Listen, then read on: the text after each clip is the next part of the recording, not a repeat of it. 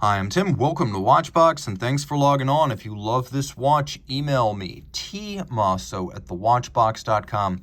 Your purchase and pricing email question line for buying this or any watch you see on any Watchbox platform. Please reach out to me directly. Email tmosso@thewatchbox.com for pricing.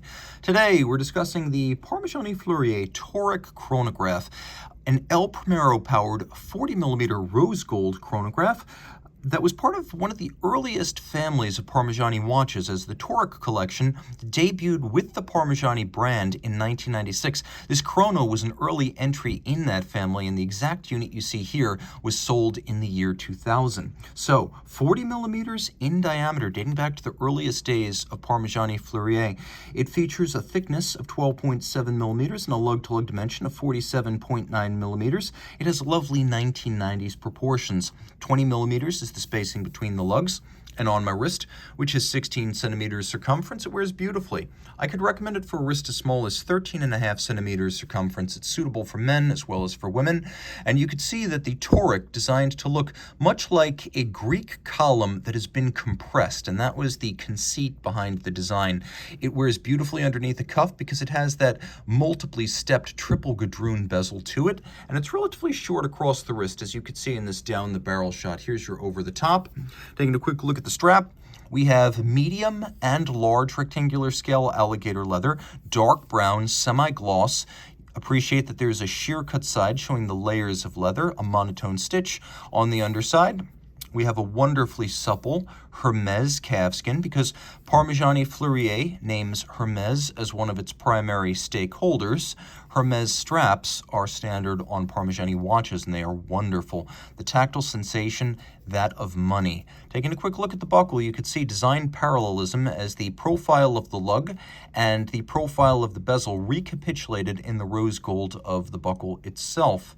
And you'll appreciate that the case is in wonderful condition. All of the character lines are full and sharp, so in spite of this watch's age, and it nearly qualifies as vintage, everything that left Parmigiani Fleurier in terms of metal, volume, shape, and definition is still with the watch. And this is old school craftsmanship, as these are welded lugs. So the case and the lugs created separately, then the lugs inserted into a slot in the case, they're welded together, and then all evidence of the welded joint is removed by hand to create that sharp break between lug and case. The case is all of high polish. You can see it is quite complex, and it actually mirrors its bezel with a case back that features the same coining and the same triple gadron profile. So there's a lot of design parallelism, not just from the buckle to the case, but also from the dial to the case back. Now, what we have at center is a beautiful rendition on traditional guilloche. We have a curtain-like rose lathe pattern that occupies the center, surrounded by a sort of dental pattern that echoes the coining of the bezel. Then we have sunken metallic registers for chronograph constant seconds, minutes, and hours. The dial is printed in a dark blue, which makes for a wonderfully subtle, warm contrast with the silver base. There's a concentric brushed pattern around the edge, and then a rose gold nameplate at center, and a little frame of polished rose gold for the date, which has a lovely typeface. The hands are fired blue steel, and they are a handsome sort of hybrid of an arrow and a broadsword index. It's an interesting compression of a broadsword or a kite style hand into the very tip of the index. Now, yes, this is El Primero powered, and you could see it from the case back, where we have a late 90s spec caliber 400Z. This also features a beautiful guilloche cut triple finished Parmigiani Fleurier custom rotor, and you can see that the guilloche pattern on the rotor matches the guilloche pattern on the dial. Taking a quick look, you can see that everything that makes the underlying El Primero wonderful makes this movement wonderful. The Parmigiani watches in their earliest days used fine customer calibers. So automatic winding, 50-hour power reserve, 10 beats per second, as the El Primero is known to be, 36,000 vibrations per hour.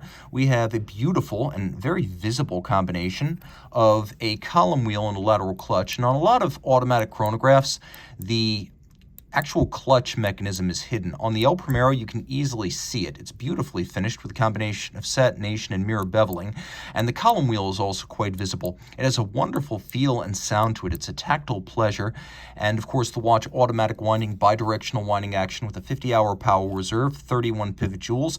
It has a quick set for the date, but it does not have hacking seconds. That is not a traditional El Primero feature. All of this 30 meters water resistant, and you have a little cabochon in blue sapphire, and wonderful ovoid chronograph pushers with sleeves on their flanks to reinforce them. And yes, this is the Prince Charles. Well, it's close. His is yellow gold. In rose gold, I like this one better. Reach out to Team Mosso at thewatchbox.com for purchase and pricing details.